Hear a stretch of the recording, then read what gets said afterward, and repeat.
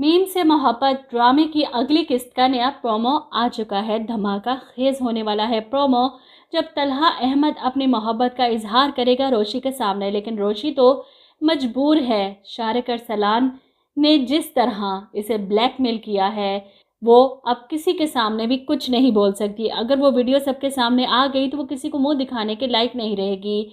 इसलिए मंगनी करने के बाद वो तबीयत की खराबी का बहाना बनाकर वहां से उठकर जाने लगती है, क्योंकि इसे सांस नहीं आ रही। शाहरुख अरसलान ने जो इसे वीडियो दिखाई थी, इसे देखने के बाद वो घबराई हुई सबके बीच में से उठकर अपने कमरे में जाने की जिद करती है और माही इसे पकड़कर वहां से ले जाती है। अब इसे समझ नहीं आ रही वो किस तरह ये सब रोके। इतना बुरा फंसेगी इसने कभी सोचा ही नहीं था।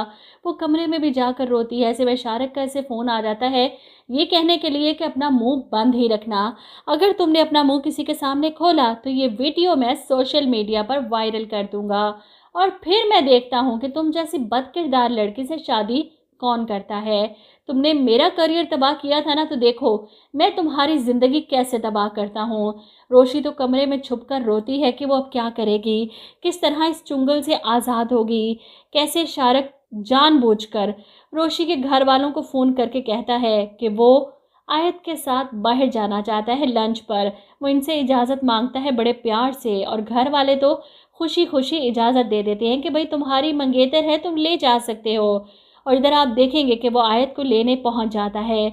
अब घर वालों के सामने वो इनकार कर रही थी कि मुझे नहीं जाना, मेरा दिल नहीं कर रहा, मेरी तबीयत ठीक नहीं। लेकिन इसकी कोई बात नहीं सुनी जाती और शाहरुख इसे लेने आता है।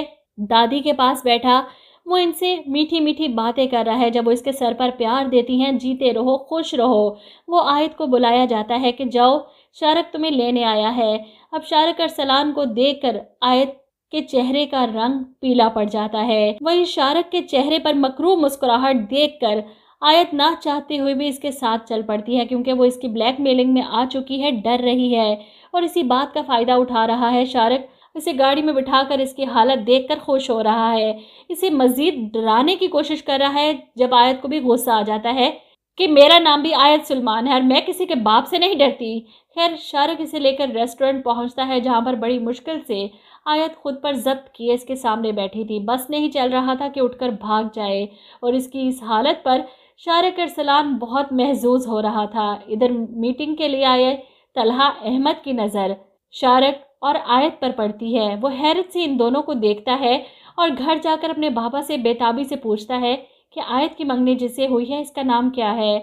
आबिद साहब बताते हैं कि अरसलान है शायद, जिस पर तलहा दोबारा सवाल करता है इसका पूरा नाम कहीं शाहरुख अरसलान तो नहीं। और आबिद अंकल के बताने पर तलहा अहमद के तो पैरों तले से ज़मीन खिसक जाती है। वो कभी भी नहीं चाहेगा कि रोशी अपने साथ ये सब करे।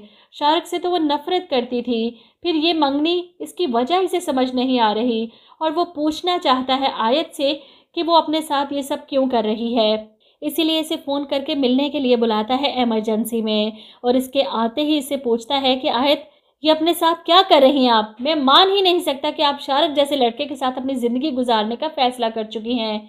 आप जानती हैं इसके बारे में वो कैसा लड़का है। जिस पर आयत गुस्से से जवाब देती है, चीखती है ये मेरी ज़िंदगी है, मैं इसे आबाद करूं, बर्बाद करूं, तबाह करूं, मेरी मर्ज़ी। मैं शाहरुख से रिश्ता जोड़ चुकी हूं और उससे शादी भी करके रहूंगी। तलहा अहमद को यकीन नहीं आता कि सामने खड़ी आयत वही ऑफिस वाली नटखट चुलबुली और शरारती लड़की है। ये तो कोई और ही है जो इसके सामने खड़ी है। शायद तलहा अहमद की रिजेक्शन ने इसे तोड़ कर रख दिया है, इसलिए तो वो एक पल नहीं लगाता अपनी मोहब्बत का इजहार इसके सामने करते हुए कि मेरी मजबूरी की सज़ा तुम अपने आप को मत दो, मोहब्बत करता हूँ मैं तुमसे।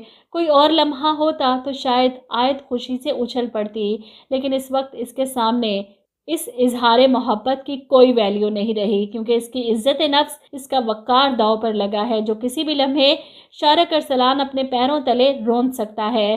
तलहा अहमद की मोहब्बत का इजहार भी वो रोशी को खुश नहीं कर सका और मिस आयत को देखकर तलहा अहमद हैरान है कि मैं तो सिर्फ ये चाहता था कि वो अपनी ज़िंदगी में हंसी खुशी रहे, किसी अच्छे लाइफ पार्टनर के साथ गुजारे, लेकिन मुझे क्या पता था कि वो मेरी वजह से अपने साथ जुल्म कर बैठेगी। ना वो शाहरुख की हकीकत आयत के घर वालों को बता सकता है और ना ही आयत को किसी तरह इस शादी से रोक सकता है।